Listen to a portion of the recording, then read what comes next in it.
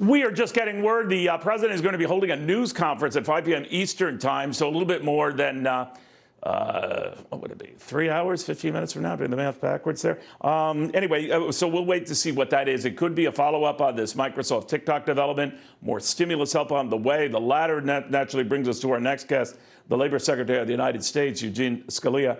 Secretary, always good to have you.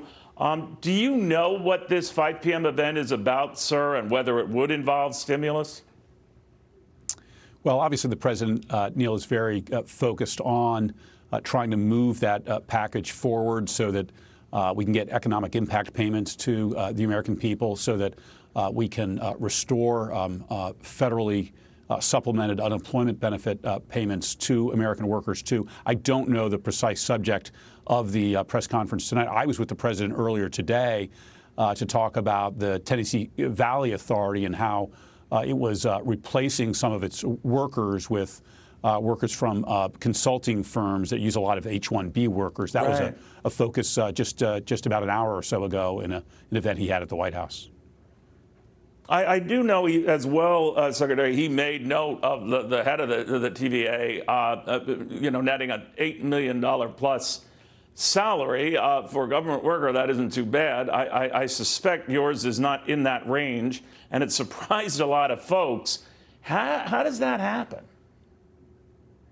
Well, that's one of the questions being asked, and the president did let go one or maybe two of the board members of the TVA, I think in part out of concern at that salary. But it was a heartfelt meeting. It was a meeting with the president. The vice president was there, and a number of these workers from the TVA who have been given their pink slips, and some of them are actually training their replacements. So they've been told by the TVA that although they've been there for years, they're not good enough to remain, but they're good enough to train their replacements. And that is a pattern that we see at other workplaces. And the president signed an order today, Neil, that I think is quite important. It's something that we've been taking a look at the Labor Department. Right now, when an employer wants to bring workers in on H-1B visas, it has to attest that it's not going to adversely affect that company's employees. But what happens often is that company is an outsourcing firm, and it is displacing and adversely affecting workers at another company. And so the president has ordered us to make clear that when those workers are going to another company, they're going to be placed there, supervised at another company, then that second company also needs to make an application where it also attests that those H-1B workers won't be adversely affecting their U.S. workers either. I think that's going to be an important change that addresses an end run around this H-1B program. There is an important role for H-1B, and I know you believe that, Neil, but we do need to make sure that American workers aren't unfairly being displaced by circumventing the checks and precautions that Congress put in place. Where does the stimulus talks stand? I know the president says that even though he does not talk to Crazy Nancy, as he referred to the Speaker of the House, he is intimately involved in the process. There have been talk about $1,200 stimulus checks, maybe extending the unemployment benefits at the federal level, though not as much. What's the latest?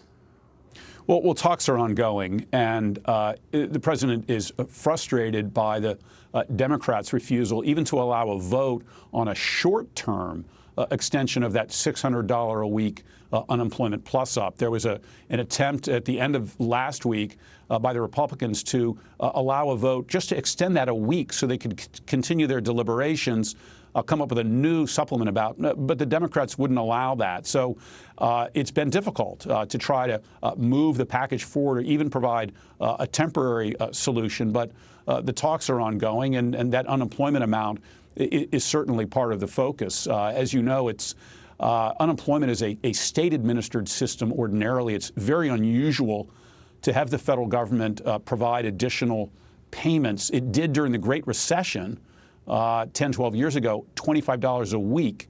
But as we were closing our economy in March, Congress agreed to a short-term payment of $600 a week, which actually in some states means as much as $65,000 or $75,000 a year on an annualized basis once you combine that with a state benefit. So that number ought to be reduced, but the president does want to provide support to the people that remain on unemployment. The Democrats are making that harder right now. Nancy Pelosi has raised the possibility, Secretary, of only reducing that amount in concert with the reduction in the unemployment rate. Would you be open to that? Is the administration open to that? Well, Neil, that doesn't make sense. One of the concerns about the $600 amount is that for nearly 70% of the people receiving it, it's more than they got while they were working. For about 20% of the people getting it, $600 a week is twice what they were getting when they were working. And so the concern is that when unemployment benefits are that high, it can, at the margins, disincentivize people to return to the workforce. And so it actually can keep the unemployment number high. I certainly, when I meet with business people and travel around the country, almost every single discussion that I have with business leaders, there's at least one company concerned that they're having a hard time bringing workers back because of that particular benefit amount. All right, we'll watch closely, Secretary. I know much could be done still behind the scenes, and probably is happening behind the scenes. But, Secretary, always good having you. Thank you very much. The Labor Secretary of the United States, Scalia. Thank you.